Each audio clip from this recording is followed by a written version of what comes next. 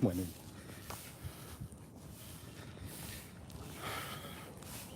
Okay, so today let's talk about.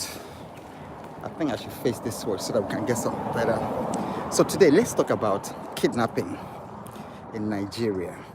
So I would like you to join me for a walk as we talk about kidnapping in Nigeria. And then the question is it a solvable problem or is this something that we have decided that we're going to live with? And I think that this is a very important question because someone once said that Africans admire problems, they don't solve it. And many times I think that we tend to prove them right. Say, Africans, we are good at talking about our problems but not solving them. So this is why it's a very important question. This kidnapping issue in Nigeria, is it solvable? Is it something that we can fix permanently? Or is this something that we have normalized, something that we've accepted as part of our living? When you listen to Arise News or you listen to any news outlet this morning, or you scroll through social media feeds, you must find news about kidnapping in Nigeria.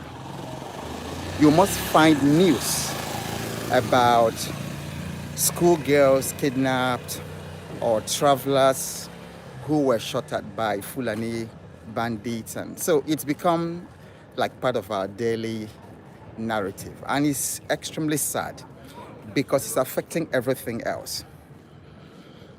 So, for instance, airfare, people are crying about airfare. I'm flying in a couple of days. It's a 1 hour flight. A 1 hour flight between Lagos and Enugu. You are seeing almost half a million naira for a 1 hour flight.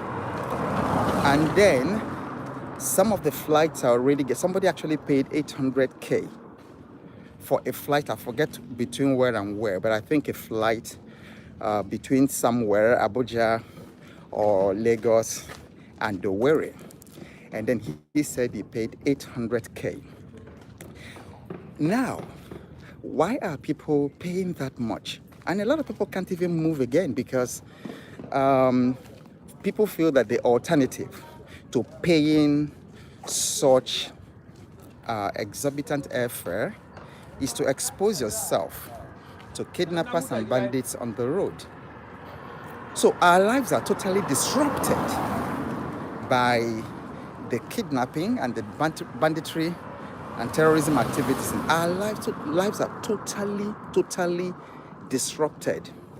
So I remember growing up in the late 60s, in the 1970s, even in the 1980s. This country was not anywhere as tensed then as we have it today. You know, in those days you could sleep very well in the night. In fact, I remember in the villages growing up, our houses didn't have doors the way you look at doors today.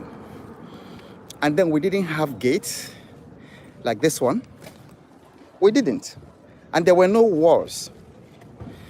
So life was peaceful and people could plan to raise their children, raise their family in peace. People could plan to live a successful life, to pick up any career, to travel anywhere. I remember in the 80s, late 70s, 80s, as a secondary school student, we traveled to different parts of the country, the north, the south, everywhere. We traveled as students.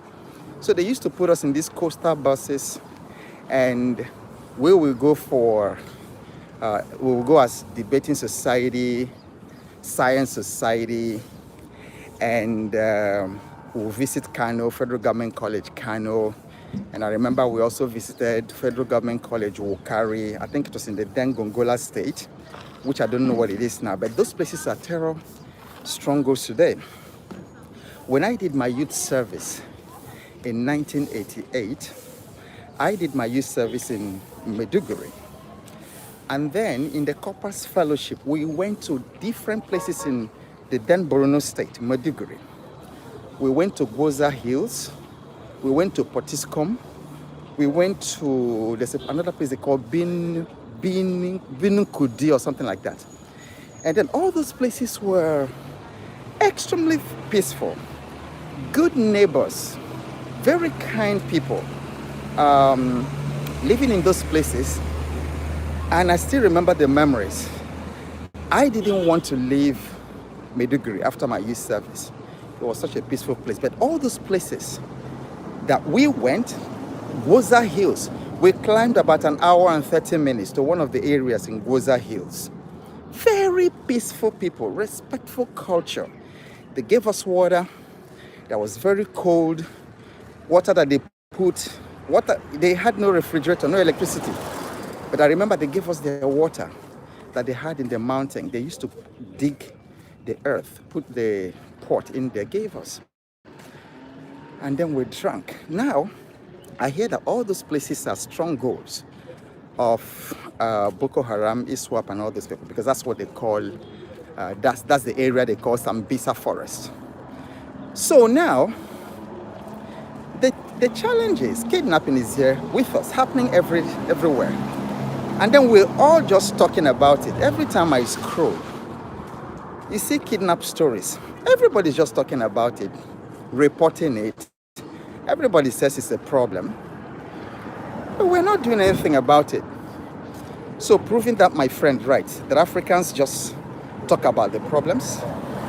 They don't want to solve them. So today, I want to start a conversation on the kidnap crisis in Nigeria, and then more particularly, how we can address it. And I'm going to be inviting all of you to join the conversation. This time, differently, not just to talk about it, but with the view to solving it. I think I want to say one more thing before I start setting up the blueprint. Okay.